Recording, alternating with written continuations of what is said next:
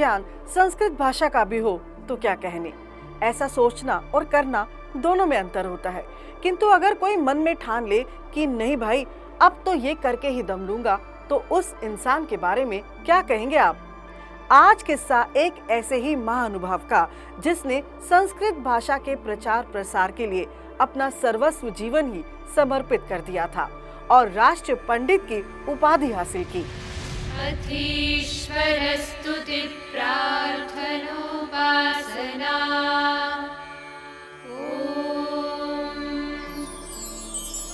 नमस्ते जी, मैं हरप्रीत कौर।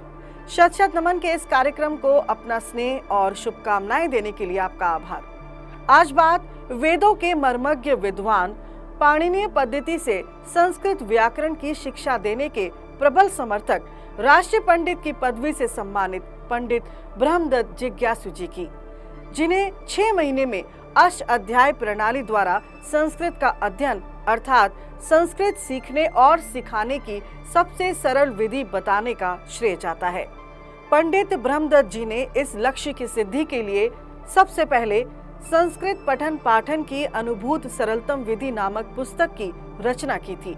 जब इस पुस्तक ने धूम मचा दी तो उन्होंने इसका अंग्रेजी अनुवाद भी प्रकाशित किया। पुस्तक को नाम दिया the tested easiest method of learning and teaching Sanskrit. इसका प्रचार संस्कृत के शिक्षार्थियों में हुआ और आज भी यह अंग्रेजी भाषा के माध्यम से पाणिनीय व्याकरण में प्रवेश करने वालों के लिए एक अनमोल पुस्तक है। इसके पीछे एक छोटा सा किस्सा भी बताया जाता है कि जिज्ञासु जी ने प्रथम खंड लिखा तो जिज्ञासु जी के प्रौढ़ आर्य विद्वान शिष्य पंडित युधिष्ठिर मीमांसक जी ने इसका दूसरा खंड भी प्रकाशित कर दिया। यानी इस पुस्तक से संस्कृत को सीखने का प्रचार कार्य और भी आगे बढ़ाया। पुस्तक आर्ष पाठ विधि का मुख्य लक्ष्य पाणिनि की अष्टाध्यायी को सरल और सुबोध बनाना तथा देववाणी का विशुद्ध प्रचार प्रसार था और इस लक्ष्य की सिद्धि के लिए जिज्ञासु जी ने अपना दीर्घ जीवन ही समर्पित कर दिया था। उनका मानना था कि अध्यापन के द्वारा किसी विद्या को ज्ञान विज्ञान की प्रचंड कोटि में पहुंचाया जा सकता है और जिज्ञासु जी ने इस तथ्य को अपने जीवन में विधिवत संपन्न भी किया। यानी स्वयं पढ़ा, मनन किया, ग्रंथ लिखा तथा शिष्यों को पढ़ाया। इन 4 कार्यों का साधन उनके जीवन का परम लक्ष्य बन गया। पंडित जी की जीवन यात्रा को अगर गहराई से देखें तो साल 1882 14 अक्टूबर का दिन पंजाब जलंधर ग्राम मल्लुपोता में रणदास सारस्वत पाठक जी और परमेश्वर देवी जी को पुत्र रत्न की प्राप्ति होती है। नाम दिया जाता है लभू राम, किंतु वह मात्र 9 वर्ष के थे। इस आयु में उनके माता पिता का देहांत हो गया। कुछ रिश्तेदारों तथा आर्य सज्जनों ने लभूराम को हाई स्कूल की 10वीं कक्षा तक शिक्षा दिलाने में मदद की। आर्य समाज के कार्यकर्ताओं की मदद से हाई स्कूल जलंधर में निःशुल्क शिक्षा और भोजन की व्यवस्था भी की गई। लभूराम भी कोई साधारण बालक नहीं रहा, बल्कि योग्यतम छात्रों में से एक था। संस्कृत हो या अंग्रेजी, कक्षा में अव्वल हमेशा आता था। फिर एक दिन ऐसा आया, लभूराम को आर्य भजनों को याद करते करते सत्यार्थ प्रकाश के दर्शन हो गए। ग्रंथ पढ़ा और इस ग्रंथ को पढ़ने के बाद बालक में जो बदलाव आए वो अलौकिक ही थे।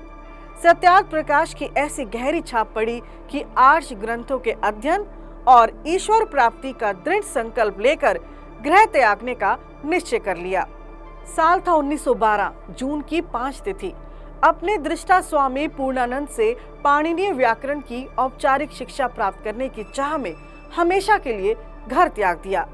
काशी में वेदांग, उपांग और वैदिक साहित्य का गहन ज्ञान प्राप्त किया। ब्रह्म ज्ञान प्राप्ति के लिए जिज्ञासु बालक को उनके दृष्टा द्वारा नाम मिला ब्रह्मदत्त जिज्ञासु। बालक जैसे जैसे बड़ा हुआ, धार्मिक और सामाजिक गतिविधियों में आगे बढ़ता रहा।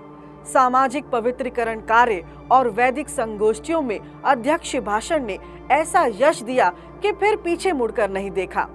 यानी जिज्ञासु जी ने संस्कृत का अध्ययन अष्टाध्यायी के प्रकांड विद्वान स्वामी पूर्णानंद जी के सानिध्य में किया था।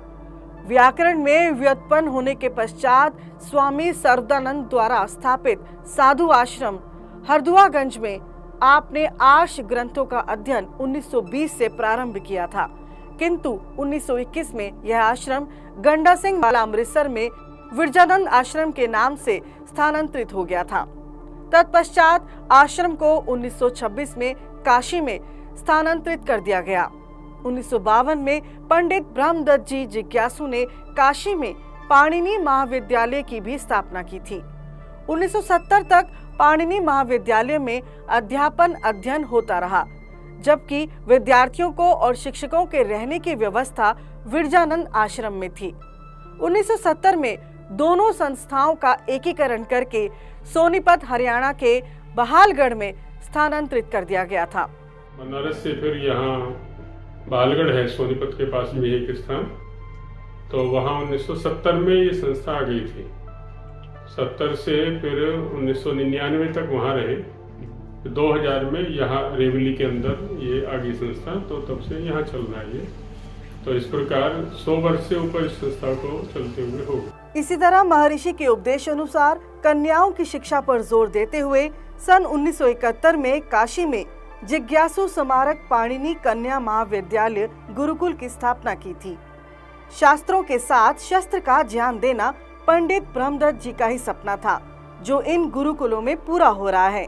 संस्कृत अध्ययन, व्याकरण, दर्शन तथा अन्य प्राचीन वैदिक शास्त्रों की उच्च स्तरीय शिक्षा का ये गुरुकुल मुख्य केंद्र है। 1920 से 1964 के बीच पंडित ब्रह्मदत्त जी ने विरजानंद आश्रम में वैदिक साहित्य की शिक्षा दी। वेद के अध्यापन मनन की ओर अभिरुचि के साथ पंडित ब्रह्मदत्त जी ने दयानंद स्वामी रचित यजुर्वेद भाष्य पर अपना विवरण प्रणीत किया, जो मूल तथा भाष्य के ज्ञान के लिए नितांत उपयोगी साधन बना। महर्षि दयानंद सरस्वती जी द्वारा यजुर्वेद की व्याख्या पर शब्दावली, वेद पर कार्य, संस्कृत सीखने और सिखाने की विधि में अंग्रेजी में शोध कार्य आदि अनेकों कार्य किए, जिसने साहित्य जगत की दिशा ही बदल दी। पंडित ब्रह्मदत्त जी अजमेर परोपकारिणी सभा और सार्वदेशिक आर्य प्रतिनिधि सभा दिल्ली के अंतर्गत धर्माय सभा के सदस्य भी रहे थे।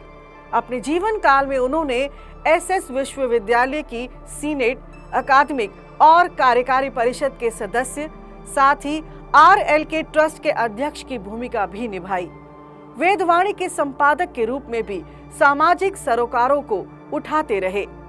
पंडित जी को स्वामी श्रद्धानंद और महात्मा हंसराज जी की अध्यक्षता में 1923 के मलकानों की शुद्धि का कार्य बहुत ही सफलता पूर्वक करने का सौभाग्य भी मिला।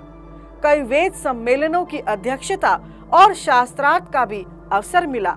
वर्ष था 1964, 22 दिसंबर का दिन। पंडित ब्रह्मदत्त जी ब्रह्मलीन हो गए, लेकिन अपनी कृतियों से, रचनाओं से वे सदा अमर हो गए। भारत सरकार द्वारा पंडित ब्रह्मदत्त जिज्ञासु का राष्ट्रीय पंडित के रूप में सम्मानित होना आर्य समाज के लिए गौरवपूर्ण बना। आज आर्य समाज की ओर से इस महान विभूति को शत शत नमन।